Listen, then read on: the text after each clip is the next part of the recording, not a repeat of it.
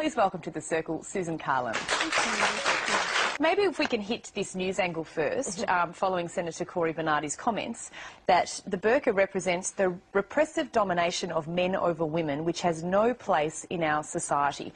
What are your thoughts about that comment? First of all, it assumes that all the women that are wearing the burqa or the hijab or the niqab or any other clothing are doing so solely because the men in their lives are making them, and that's simply not the case. Certainly in some circumstances, in some countries around the world it is.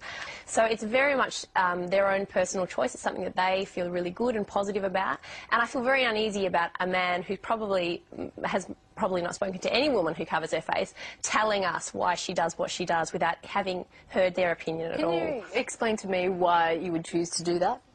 I obviously can't speak entirely on their behalf, but I just know from the friends, they just see it as being a positive expression of their spirituality. They see it as something that it works for them. It's not for me, but if it works for them, I think they should be allowed to dress how they want to. It's something that I guess it helps them feel closer to their creator, and if it works for them, you know, I don't see it as an issue.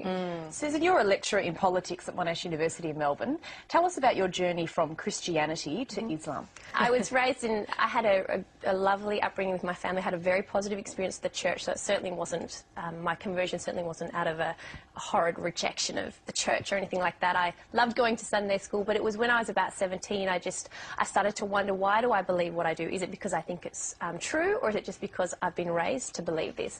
And so I decided to look into other religions and no religion to see what made sense to me.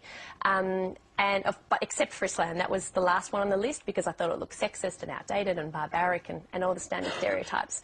But I found, despite myself, when I would stumble across information about Islam, that it actually surprisingly made a lot of sense to me. When I stripped away all the politics and propaganda and sensationalism and actually got down to what the religion said about itself, it was very beautiful, very peaceful, very logical, and it just really resonated with me. But it wasn't until I was 19 that I decided to become Muslim because I was worried about how my family and friends would react, and it was a big decision, but it got to the stage where I just knew, look, this is what makes sense to me, and I can't live my life to make other people happy. This is what feels authentic for me. And so when I was 19, I changed religion.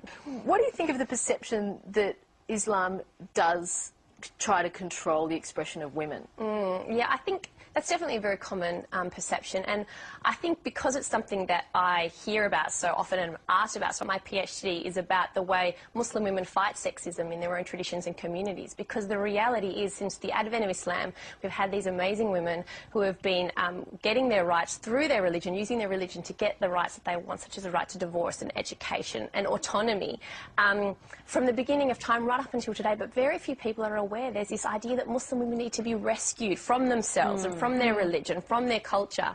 And it's so sad that it's seen that way, because not only is it incorrect, it's quite offensive to Muslims, to Muslim women and the community as a whole. Because you could look at lots of different religions, all based on faith, but the dress is the one point of difference. Why do you think people have such an issue with the dress? It is interesting, isn't it? Because I think if we think of the way a nun traditionally used to dress in a habit, it's actually quite similar to the way a lot of Muslim women dress. But when we look at a nun, we see that as a positive, pious, she's very spiritual and good. And yet when we see a Muslim woman dressed like that, people often feel a bit taken aback, and she's a fundamentalist and her husband makes her and she wants to change the rules of our country. So I think a lot of it is the cultural baggage that we bring to it. And I think if people could just talk to each other and realise, well, hey, actually, you're just like me, and you probably wear it for very similar reasons to the reasons that a nun used to dress that way. Is it so that you save the beautiful part of a female body just for the family? Every Muslim woman will say they wear it for different reasons, but ultimately we do it as an act of worship. It's an act of faith to God. Like everything else that we do, the way we dress is an act of worship. And I've had women say that to me, wearing a scarf is like a tangible reminder to them of their connection to God. Other women say, I do it as a feminist statement. I like the fact that when I go out, people aren't judging me entirely on how I look. So there's a lot of different reasons that are in it, but I've never once had a woman say to me, I wear it because my husband makes me. It's far, far more common for a woman to say to me, my husband wishes I wouldn't, my parents wish I won't, I don't wear it at home, and then when I get out, I sneak around the corner and put it on. Thank you so much, Susan, for joining us on The Circle. A very informative and interesting chat. Please thank Susan Carlin. Thank you very much. Thank you.